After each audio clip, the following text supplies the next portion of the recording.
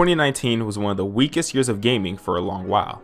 So naturally, after seeing all there is that 2020 has to offer thus far, including details about the next generation consoles, I couldn't help but to feel very excited for the upcoming year's game lineup. So here's my top 10 anticipated games for 2020. Starting off with number 10, we have Marvel Avengers by Square Enix. After the huge success that Insomniac's Spider-Man PS4 was, I was left eager to hop back into another superhero game, so I'm very interested to see what Square Enix cooks up with the Marvel license. In Marvel's Avengers, you take control of 5 main protagonists, those being Captain America, Iron Man, Hulk, Black Widow, Thor, and Ms. Marvel. The plot as we know it thus far is that on A-Day a catastrophic incident takes place that results in most of the city being destroyed, alongside Captain America perishing. Our heroes partake in the blame for the event and all separate. In 5 years' time, the newly rebuilt city is under the control of a corporation named AIM, and superheroes are outlawed. After Kamala Khan uncovers a conspiracy, she embarks on a journey to assemble the team again, get revenge for Captain America's death, and find the true culprit of the A-Day tragedy. This game wasn't something that caught my attention at first, but after watching back the premiered gameplay, it has definitely grown on me.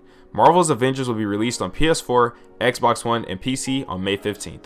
Next up for number 9, we have a game I feel has been forgotten since its 2019 E3 announcement, and that's the Destroy All Humans remake. Crypto is making a beautiful return in 2020, and I honestly couldn't be more hype about it. The team over at Black Forest Games have completely turned this gem into a current gen beast with an updated character model, textures, cutscenes, and a mocap all built from the ground up.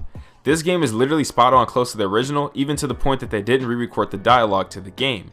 They remastered and brought up the quality of the lines to be reused in the remake, which is absolutely incredible. We haven't had a true update on the game since the E3 reveal, so there's not much left to say. The game will retail at $40 and the release date is yet to be announced. All we know is that it's coming in 2020 for PS4, Xbox One, and PC. Moving on to number 8, we have Minecraft Dungeons. Minecraft is a game that I'm sure I'll always have love for. From playing the open world sandbox Minecraft to being in the shock and awe by Telltale's Minecraft story mode, I couldn't help but to be really thrilled to see a brand new Minecraft game premiere. Minecraft Dungeons isn't a game about building and mining though. It's actually an action RPG dungeon crawling game, where the player explores randomly generated levels containing unique monsters, traps, puzzles, and treasure. The progression system and character creation also seems to be a blast to dive into. It has that very addictive grind factor of starting from virtually nothing, but becoming a monstrosity after many hours of gameplay. The most enticing part of the game though is the fact that it's up to 4-player co-op, and if you know me, you know I love my co-op games. Minecraft Dungeons is coming to the PS4, Nintendo Switch, Xbox One, and PC in April. Next up at number 7, we have Watch Dogs Legions.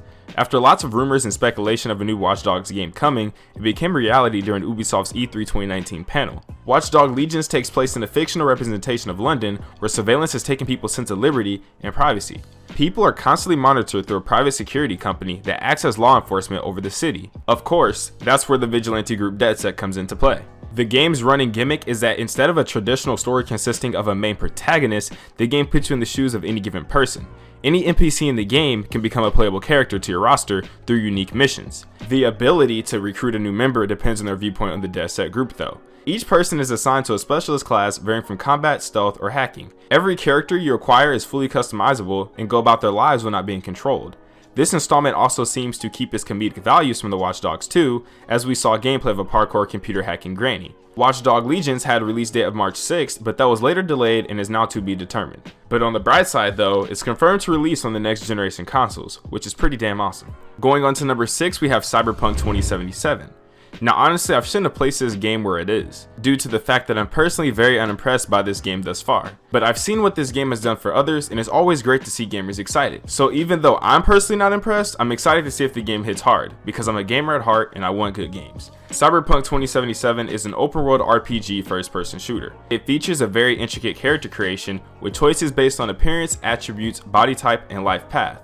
The game honestly has everything you come to expect, like dialogue choices, dynamic open world, plenty of quests to embark, factions to take down, etc. Not much I honestly want to say about this game except seems to be another looter shooter, but I'm anxious to find out if I'm completely wrong. CyberPunk 2077 is coming to PS4, Xbox One, and PC April 16th. For number 5, I have to give it up for Dragon Ball Z Kakarot. I know most people look at me crazy and ask why would I want to play through the same story for the 25th time, but there's clearly more to it that they aren't seeing. Dragon Ball Z Kakarot is an open world action role-playing game developed by CyberConnect 2.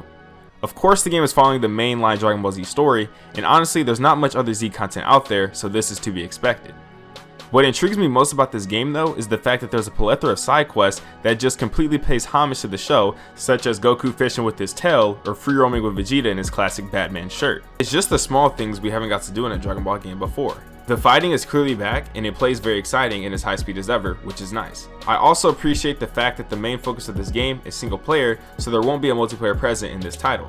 The objective of the game is to relive Goku's story and to immerse the player into feeling like they are truly going through the struggles Goku had faced over the decades. So it's just a well-wrapped package I look forward to checking out, and even more so hope doesn't disappoint. Dragon Ball Z Kakarot will be released January 17th on the PS4, Xbox One, and PC. Coming in blazing at number 4, we have Halo Infinite. Now, as a big PlayStation fan, I have to say that Halo is the sickest game that Xbox has up its sleeve. I myself have only played Halo 2, 3, and Halo Reach, but I'm currently taking the time to complete the Master Chief Collection as well as Halo 5, so I can fully grasp Halo Infinite when it comes out. Halo Infinite is also a launch title for the Xbox Series X, so it's going to be amazing to see how it utilizes the power of next gen. We don't know much about the game other than the story will be returning to the full focus of the game's long-running main protagonist, Master Chief. Halo Infinite will be released holiday season for the Xbox Series X, Xbox One, and PC. Smacking down at number 3, we have the Resident Evil 3 Remake.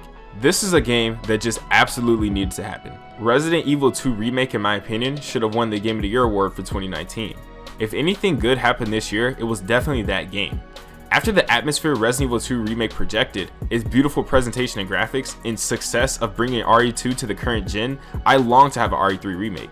I especially feel this way because I've never experienced the original RE2 or RE3, so after being able to taste RE2 through its remake, I wanted nothing more but to dive into RE3 the same way. Resident Evil 3 Remake touches down on PS4, Xbox One, and PC April 7th. At number 2, we have Sucker Punch's Ghost of Tsushima. Now, this is a game I truly didn't know I needed, but after what I saw at the Game Awards for this game, it completely got boosted on my hype scale. Sucker Punch claims that this is their biggest project in scale, which is something I believe and it truly excites me. I feel this would be Sucker Punch's big break to be held up as high as Insomniac, Sony Santa Monica, and Naughty Dog on the scale of Stellar Studios. I'm already a fan of Sucker Punch and I think they're solid due to how great the Infamous franchise was. But even though Infamous was good, their open world never truly felt very dynamic and the scope of the world felt very minimal. I feel these lacking components is what they can achieve with Ghost of Tsushima. Ghost of Tsushima is coming exclusively to the PlayStation 4 this summer. Now before we get into number 1, we have got to touch on the honorable mentions of my 2020 top 10.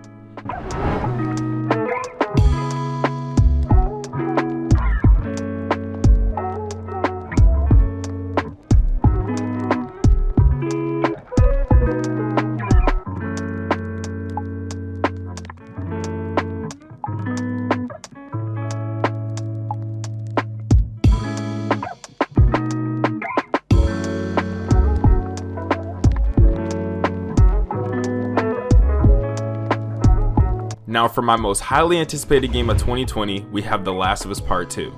If you've been tuning into my channel, this should be of no surprise, as I've been covering the game very diligently for the past 7 months. The Last of Us Part 2 was Ellie's big journey to bring justice to the ones who have wronged her. The game takes place 5 years after the events of Part 1 in Jackson County. It's also apparent that part of the game will take place in Seattle, Washington as well. There's a large roster of brand new characters in this game, as well as the return of some old favorites. The Last of Us Part 2 is Naughty Dog's most ambitious game to date, with improvements across all boards from any previous made projects. This game will feature some of the most advanced AI we've ever seen, alongside the most intricate next level showcasing and animation work. Various gameplay mechanics from Part 1 have returned in Part 2, except they've been greatly improved upon, as well as brand new mechanics were introduced. The narrative of Part 2 is something to greatly look forward to since it does continue with our beloved character Ellie, except this game can stand alone without Part 1. The story has a beginning, a middle, and an ultimate end, so newcomers can easily come through. Yet, I'm 95% sure that there will be plenty of parallels and homage paid to the first game for longtime fans. I have been anticipating this game since the announcement back in PSX 2016, so it's honestly unbelievable that the game is actually coming in the next upcoming months.